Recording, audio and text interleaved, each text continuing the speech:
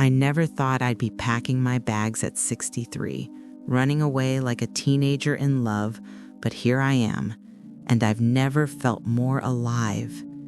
My name is Margaret Rose Thompson, and 5 years ago I became a widow.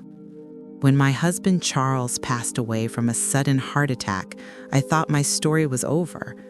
I thought the best chapters of my life were buried with him in that cold cemetery plot. For 5 long years, I lived like a ghost in our beautiful Victorian home, surrounded by memories and an enormous garden that Charles had lovingly tended for over 30 years. Charles was everything society expected in a husband: successful, reliable, a good provider. He built a small empire in real estate, leaving me financially secure but emotionally empty. Our marriage wasn't passionate, it was practical. We were companions more than lovers, and while I respected him deeply, I can't say I ever felt that breathless, heart-racing love that novels write about.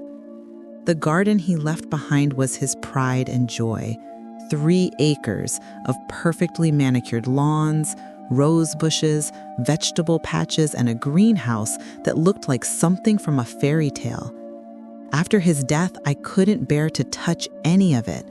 It felt like disturbing sacred ground. Thankfully, we had Henry, our old gardener who had worked with Charles for 15 years. Henry understood every plant, every seasonal cycle, every corner of that vast green space. But life has a way of forcing change upon us when we least expect it. 3 months ago, Henry suffered a stroke. At 78, his gardening days were over. As I sat in that sterile hospital room, watching this gentle man struggle to speak, I realized I was about to lose the last living connection to the world Charles had built. The garden would die without proper care, and with it, the last piece of my husband's legacy. I had 2 choices: let everything wither away, or find someone new. Finding a replacement for Henry felt impossible. How do you replace someone who knew exactly when to prune the roses, which vegetables to plant where, and how to coax life from the most stubborn soil? I called several landscaping companies, but they all seemed more interested in completely redesigning everything than preserving what Charles had created. Then 3 weeks later, a man knocked on my front door. He was younger than I expected, maybe mid-40s, with calloused hands and kind eyes that seemed to carry their own weight of sorrow. His name was David Martinez, and he'd heard through Henry's church that I needed help with my garden. He didn't come from a big company or have fancy equipment. He arrived in an old pickup truck with basic tools and a genuine smile. "Ma'am," he said, removing his worn baseball cap, "Henry told me about your husband's garden. He said it was the most beautiful thing he'd ever worked on, and he'd hate to see it die. I'd be honored to help keep it alive." Something in his voice, maybe the reverence with which he spoke about the garden, made me say yes. I had no idea that this simple decision would change everything. The first morning David started working, I watched him from my kitchen window like a hawk. I suppose I was expecting him to charge in with power tools and modern ideas, ready to improve Charles's carefully planned paradise. Instead, he spent nearly 2 hours just walking through the garden, touching leaves, examining soil, making notes in a small weathered notebook.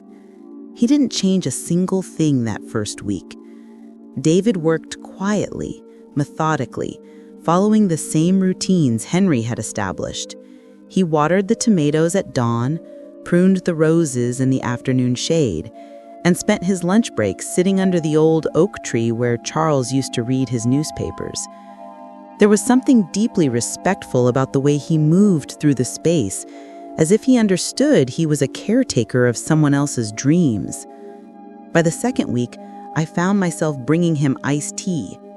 Not because I felt obligated, but because I genuinely wanted to. There was something peaceful about David's presence. He never rushed, never complained about the heat, never suggested that certain plants were too much work, like the landscaping companies had. "Your husband had an amazing eye," he told me one afternoon, accepting the glass gratefully. "Every plant here serves a purpose. The way he positioned the butterfly bushes to attract pollinators, how he created natural windbreaks for the delicate flowers. It's like reading poetry written in soil and seeds." I was surprised by his eloquence. Most people saw gardening as simple manual labor, but David spoke about it like art. When I mentioned this, his expression grew distant. "My wife used to say the same thing," he said quietly. "She believed gardens were love letters to the future, that you plant things knowing someone else might enjoy the blooms long after you're gone." The past tense wasn't lost on me, but I didn't pry. We all carry our losses differently. As days turned into weeks, our conversations grew longer. David would update me on the garden's progress, and somehow these reports evolved into real discussions.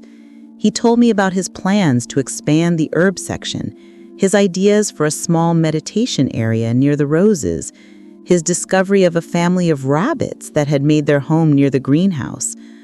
I began to look forward to these daily check-ins more than I cared to admit.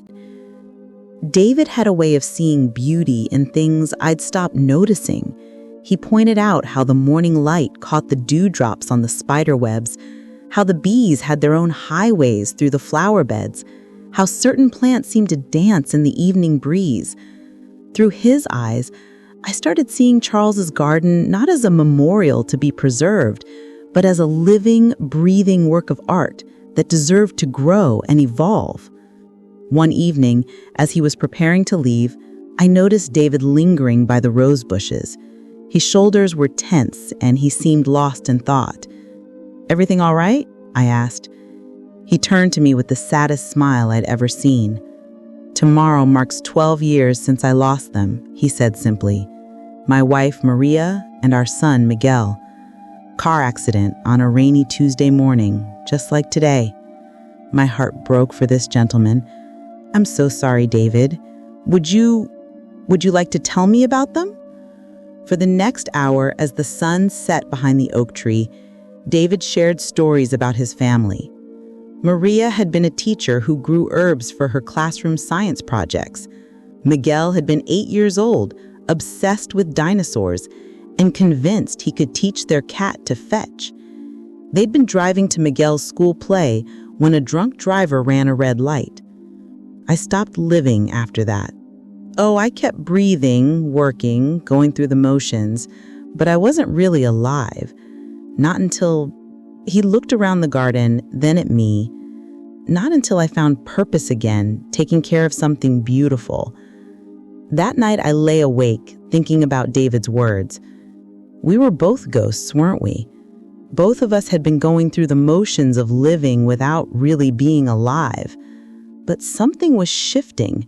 Some dormant part of my heart was stirring back to life. I just didn't realize yet how dangerous that could be. Something changed between David and me after that evening by the roses. It wasn't dramatic or sudden, more like watching a flower bloom in slow motion. The careful distance we'd maintained began to dissolve, replaced by an intimacy that felt both natural and terrifying. Our conversations grew deeper.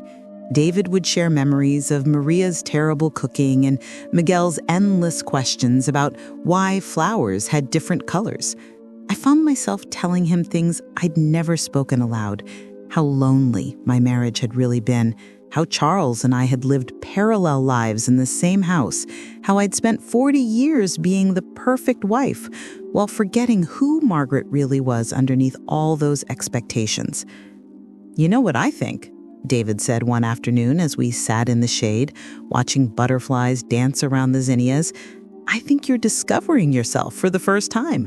Not Charles's wife, not your children's mother, just Margaret." He was right, and it scared me how good that felt. David had a way of seeing me that no one else ever had.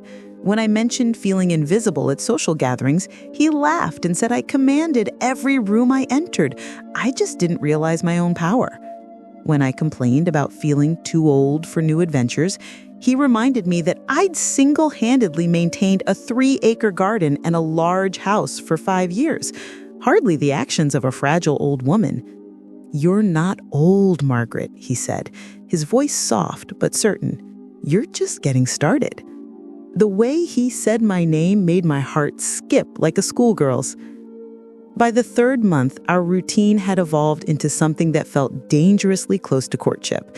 David would arrive each morning with coffee from the little shop downtown, 1 black for him, 1 with cream and 2 sugars for me, exactly how I liked it, though I'd never told him my preference.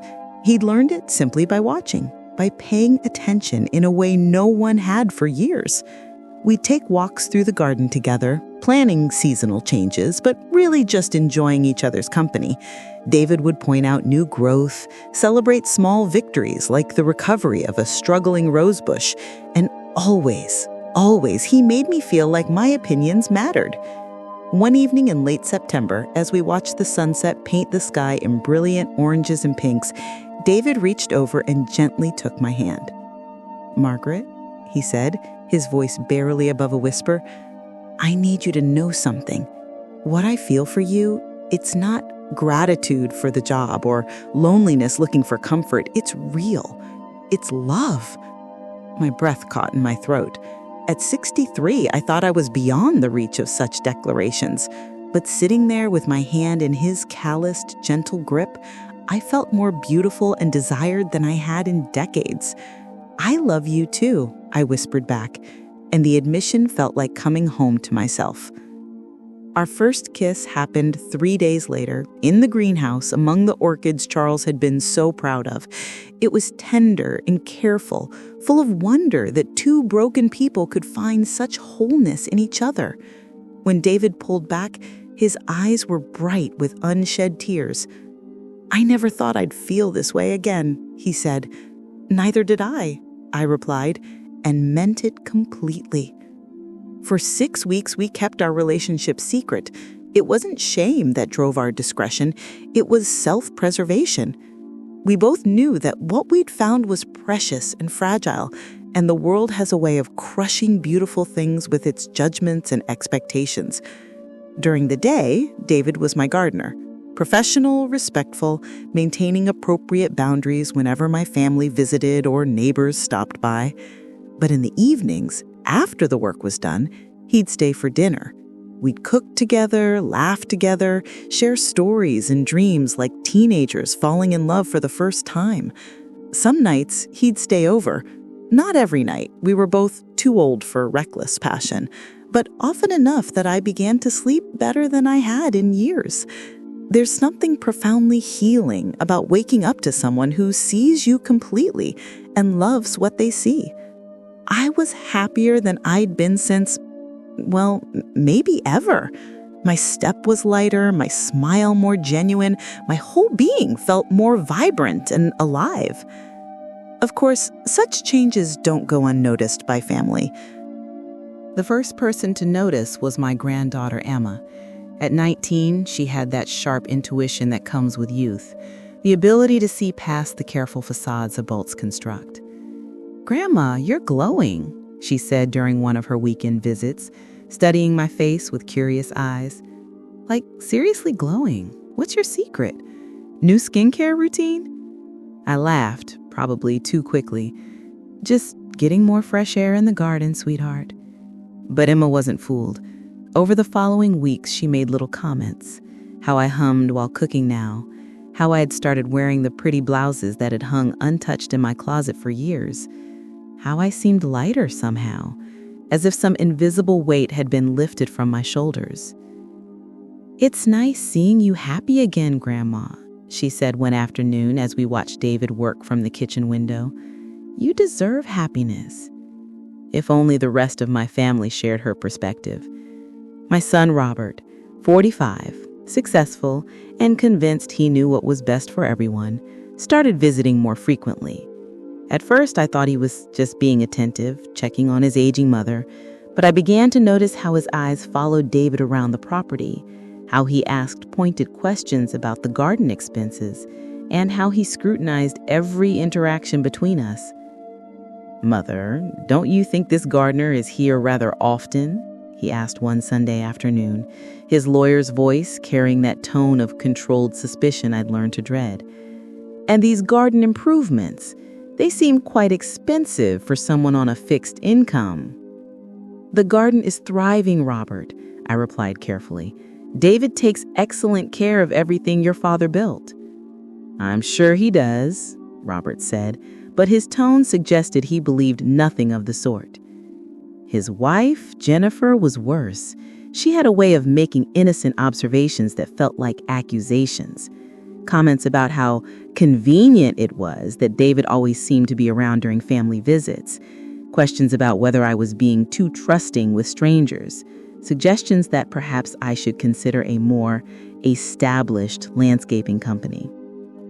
"We just worry about you, Margaret," Jennifer said with that syrupy concern that fooled no one. "You're all alone in this big house, and you never know what people's real motivations might be." I wanted to scream that I wasn't alone, that for the first time in years I felt truly seen and cherished. But I held my tongue, sensing that any defense would only fuel their suspicions. The tension reached a breaking point during a family dinner in early November. David had been working late, winterizing the garden beds, and I'd invited him to join us for the meal I'd already prepared. It seemed natural, welcoming. After all, he'd become such an important part of my daily life. Robert's reaction was immediate and harsh. "Absolutely not," he said, his voice cold with authority. "This is a family dinner, Mother. It's inappropriate to include the help." The word help felt like a slap. I watched David's face compose itself into neutral politeness, but I saw the hurt flash in his eyes before he could hide it. "Of course," David said quietly. "I should head home anyway. Good evening, Mrs. Thompson. Enjoy your dinner." After he left, Robert launched into what he called a necessary conversation about boundaries and appropriate relationships with service providers. Jennifer nodded along, adding her own concerns about my vulnerability and the need to be more cautious about who I trusted. "We love you, Mom," Robert said, reaching across to pat my hand in a gesture that felt more controlling than comforting. "But you haven't been around many people since Dad died. You might be misreading someone's professional friendliness as something more meaningful."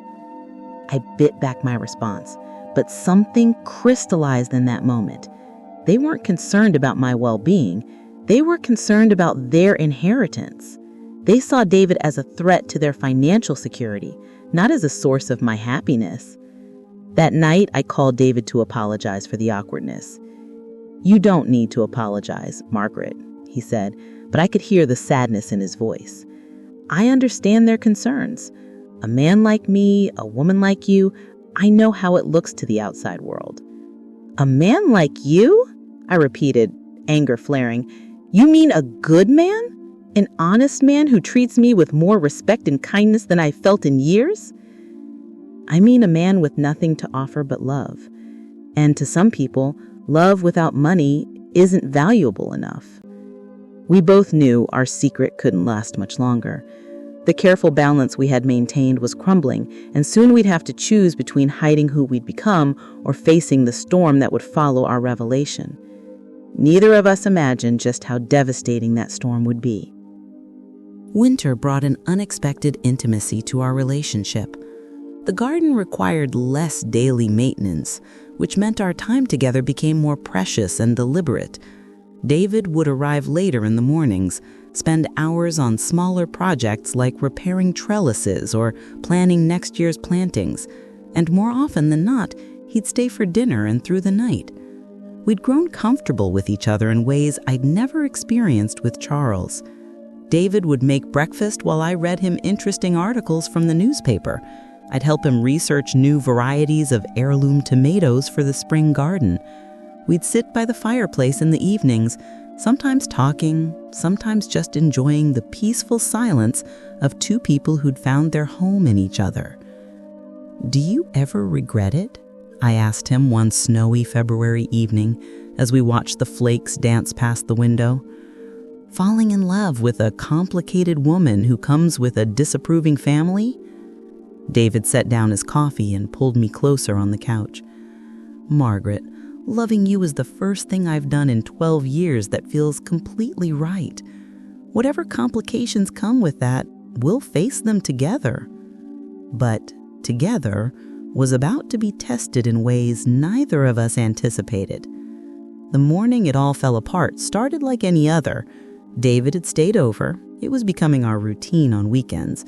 We were having coffee in the kitchen, planning a trip to the garden center to look at seed catalogs, when we heard Robert's car in the driveway. "He's early," I said, glancing at the clock. It was barely 8 a.m., and Robert usually never arrived before 10 on his Sunday visits. David immediately stood up. I should go upstairs, get my things, leave through the back. "No," I said firmly. "I'm tired of hiding. I'm 63 years old, and I refuse to sneak around in my own home like some guilty teenager." But even as I said it, my heart was racing. Something about Robert's unexpected arrival felt ominous. David squeezed my hand. "Margaret, loving you is the first thing I've done in 12 years that feels completely right. Whatever complications come with that, we'll face them together." We heard Robert's key in the front door, a presumptuous habit that had always irritated me but which I'd never challenged. His footsteps echoed through the house, heavy and purposeful. "Mother, could I speak with you privately?" "David, I'm sure you have work to do outside." "Actually," David said quietly, "I was just leaving. Margaret, I'll call you later." He moved toward the door, but Robert blocked his path. "Wait just a minute. How long has this friendship been going on?" I saw the trap forming, but before I could respond, Robert pushed past both of us and headed straight upstairs. My bedroom was at the end of the hall, the master suite Charles and I had shared for 30 years. "Robert, where are you going?" I called out, but he was already at my bedroom door. What he found there told the whole story. 2 coffee cups on the nightstand, David's work shirt draped over a chair, the unmistakable evidence of 2 people sharing a space and a life. When Robert came back downstairs, his face was white with fury. "How long?" he demanded, his voice shaking. "How long has this man been taking advantage of you?" "Taking advantage?" I repeated, incredulous. "Robert, you have no idea." "I have every idea," he exploded. "A middle-aged gardener seducing a lonely widow with access to a significant estate. This is textbook predatory behavior, Mother." David stepped forward, his voice calm but firm. "Mr. Thompson, I understand your concern for your mother, but you understand nothing." He whirled on him. "You think I can't see what you're doing? Playing the gentle, caring gardener while you work your way into an elderly woman's bed and bank account?" The words hit David like physical blows. I watched his face change, saw the dignity drain away as years of whispered assumptions and cruel judgments crashed down on him. "That's enough," I said, my voice sharp with anger. "Robert, you will not speak to David that way in my house." "Your house?" He laughed bitterly. "Mother, this house, this estate, everything you think of as yours, it all came from Dad. And I'll be damned if I let some opportunistic con man sweet-talk his way into our family's legacy." In that moment, I saw my son clearly for the first time, not as the successful lawyer or dutiful child, but as a man who saw my life only in terms of his own inheritance. My happiness, my right to love and be loved, meant nothing compared to protecting his future financial security. The confrontation escalated beyond anything I could have imagined. Robert's accusations grew more vicious by the minute, each word designed to humiliate and diminish what David and I had built together. "Look at him, Mother!" Robert gestured wildly at David, who stood frozen in dignified silence. "A 45-year-old man with calloused hands and dirt under his fingernails preying on a grieving widow? This is elder abuse, plain and simple." "Robert, stop this immediately," I commanded. But my son was beyond reason. How much has he gotten out of you already? The expensive garden renovations, the daily wages, what else? Have you given him money? Changed your will? Jesus Christ, Mother, have you lost your mind completely? That's when David finally spoke, his voice heavy with pain but still controlled. I've never asked Mrs. Thompson for anything beyond my agreed wages for garden work. I would never. Shut up, Robert exploded. Don't you dare pretend this is about love. Men like you don't fall in love with women like my mother unless there's money involved. The cruelty of that statement, the implication that I was unlovable without financial incentive, hit me like a physical blow. But it was nothing compared to what Robert did next. He grabbed David by the shirt and shoved him toward the door. Get out. Get out now and don't come back or I'll have you arrested for fraud and exploitation of a vulnerable adult. David didn't fight back, didn't even defend himself. He simply looked at Robert with profound sadness and said, I'm sorry you can't see how extraordinary your mother is. I'm sorry you think so little of her that you can't imagine someone loving her for who she truly is. Then he turned to me, his eyes full of pain and love and something that looked like goodbye. Margaret, Go, Robert snarled. Get out of our lives. David left without another word, and I watched through the window as he drove away in his old pickup truck, probably forever. The silence that followed was deafening. Robert stood in my hallway, breathing heavily, looking satisfied with himself. I stared at him, really looked at him, and saw a stranger. How could you? I whispered. How could I what? Protect you from a gold digger? Save you from making the biggest mistake of your life? The biggest mistake of my life, I repeated slowly, was raising a son who thinks his mother is so worthless that no one could love her without ulterior motives. Robert's face shifted, some of his certainty wavering. Mother, that's not... I didn't mean... Yes, you did. I walked to the window where David's truck had been parked every morning for 8 months. You meant every word. You think I'm a foolish old woman, too stupid and desperate to recognize genuine affection? You think I have nothing to offer except Charles's money. Mom, please, you're upset. You're not thinking clearly. I'm thinking more clearly than I have in years. I turned to face him, and he must have seen something in my expression that frightened him, so he took a step back. Do you want to know what David gave me, Robert? He gave me back my life. He made me feel beautiful and interesting and worth cherishing. He listened to my thoughts, valued my opinions, and loved me. Not Charles's widow, not your mother, not the keeper of the family money, but me, Margaret Rose Thompson. But Mom, for 8 months, I've been happier than I ever was in my 40-year marriage to your father. David brought joy back into my world, and you just destroyed it because you're terrified he might cost you part of your inheritance. Robert's face flushed red. That's not fair. I'm concerned about your welfare. No, you're concerned about your wallet. I moved toward the stairs, suddenly exhausted. Do you want to know the truth, Robert? Your father left me very well provided for, but the bulk of his estate is already in trusts for you and your sister. The house, the investments, most everything you're so worried about protecting, it's already legally yours. My monthly income and personal savings wouldn't significantly impact your inheritance, even if I spent every penny on garden improvements and gifts for David. I watched this information sink in. Watched Robert realize that his dramatic intervention had been both cruel and unnecessary.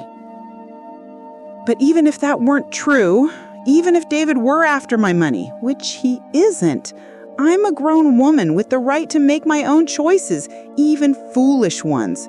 You had no right to humiliate the man I love in my own home. The man you love? Robert looked stricken. Mom, you barely know him. I know him better than you know me, apparently. I know he's kind and honest and treats me with respect. I know he makes me laugh and feel valued and beautiful. I know he held me when I cried about missing your father and never once made me feel guilty for grieving another man. I know he suffered terrible losses and found the courage to love again anyway. Mom, please, let's talk about this rationally. There's nothing rational about love. There's nothing rational about two broken people finding wholeness in each other. But there's also nothing shameful about it, despite what you seem to think. I went into my bedroom and closed the door. From my window, I could see the garden David had tended so lovingly, now bare in the February cold, but full of promise for spring. Except there would be no spring for us, no chance to see the fruits of the plans we'd made together. The letter I left on the kitchen table was short and simple. After 40 years of explaining myself, justifying my choices, and seeking approval I had never truly received, I found that brevity suited me perfectly. Dear Robert and Jennifer, by the time you read this, I'll be gone. The house, the investments, and everything your father built are yours now, exactly what you wanted. The deed transfer papers are with my attorney, signed and notarized yesterday. I'm 63 years old, and I refuse to spend whatever years I have left apologizing for choosing love over your approval. David Martinez is the best man I've ever known, and I'm going to spend the rest of my life showing him the same love and acceptance he's shown me. Don't look for me. I'm not running away. I'm running toward the life I should have chosen years ago. Be well. Be happy. Try to understand that your mother is finally both. Margaret. I sealed the envelope with hands that shook slightly, not from fear, but from exhilaration. At 63, I was finally authoring my own story. 3 days had passed since Robert's attack on David.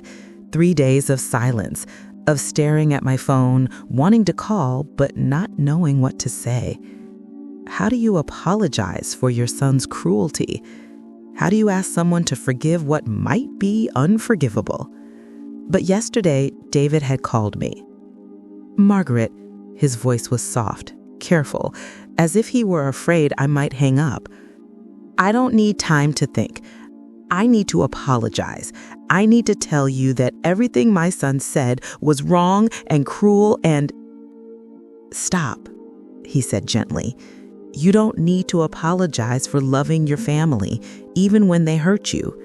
I know who you are, Margaret. I know what we have together. Your son's fear can't change that. But it can keep us apart. There was a long pause. Only if we let it. That's when I told him my plan. The house I'd found in Millbrook, 3 hours away. Small, charming, with a cottage garden that needed tending, and neighbors who wouldn't know Margaret Thompson, the wealthy widow, but might welcome Margaret Rose, the woman who'd finally learned to choose happiness. Are you sure? He asked. You'd be giving up everything familiar, everyone you know. I'm giving up a life that never really fit me and choosing a life that does. Now, driving toward our new beginning, I felt lighter than I had in decades. My car was packed with essentials, clothes, photos, the few pieces of jewelry that held real meaning, and Charles's recipe box, because even in this new chapter, I wouldn't forget the good parts of my old life. The cottage David had found for us was perfect, small enough that we'd have to live closely together, with a garden plot that would be our shared project, our canvas for creating something beautiful. He'd taken a job with the local parks department, steady work that would keep us comfortable if not luxurious. I can't give you the lifestyle you're used to, he'd warned me during one of our planning calls. Good, I'd replied. I'm tired of that lifestyle. I want a life where Sunday mornings mean coffee in bed and arguing over crossword puzzle answers, I want to grow our own vegetables and learn to make jam and sit on the front porch watching thunderstorms. I want to be Margaret Rose, not Mrs. Charles Thompson.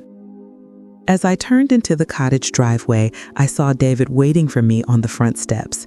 He looked nervous, hopeful, and so handsome in his simple flannel shirt and jeans that my heart did that same skip it had done the first time he'd taken my hand. He opened my car door and helped me out, and when I stood before him, he cupped my face in his gardener's hands and looked at me like I was the most precious thing in the world. "Are you ready for this? Really ready? No second thoughts?" I thought about Robert, probably discovering my letter right about now. I thought about the shocked whispers that would follow when the neighbors learned I'd run away with the gardener. I thought about the comfortable, empty life I was leaving behind. Then I looked at David, really looked at him, and saw my future reflected in his eyes. "I've never been more ready for anything in my life," I said. When he kissed me on the front steps of our new home, surrounded by winter bare garden beds that would bloom with spring promise, I knew I'd finally written the ending to my story that I'd always been meant to write. Some people might call it scandal. Others might whisper about the foolish old woman who threw away security for passion. But me, I call it the first day of the rest of my life. And at 63, I'm just getting started. And now I want to speak with you, there on the other side of the screen. What did you think of Margaret's incredible journey? This is a real story. The names and locations have been changed to protect the privacy of those involved, but the emotions, the struggles, and the courage are absolutely genuine. Have you ever known someone who found love later in life? Maybe a grandmother who remarried, a neighbor who started dating in their 60s, or perhaps you've witnessed family members react with shock when an older relative chose happiness over expectations. Margaret's story reminds us that the heart doesn't have an expiration date.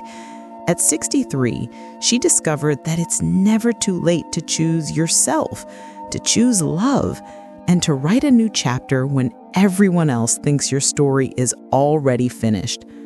Some might call her foolish for leaving security behind. Others might see her as an inspiration, a woman who refused to let fear or family pressure dim her light.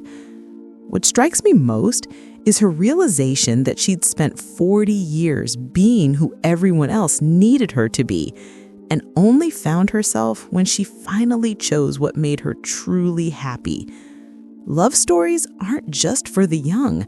Sometimes the most beautiful romances bloom when we've lived enough to truly appreciate their rarity.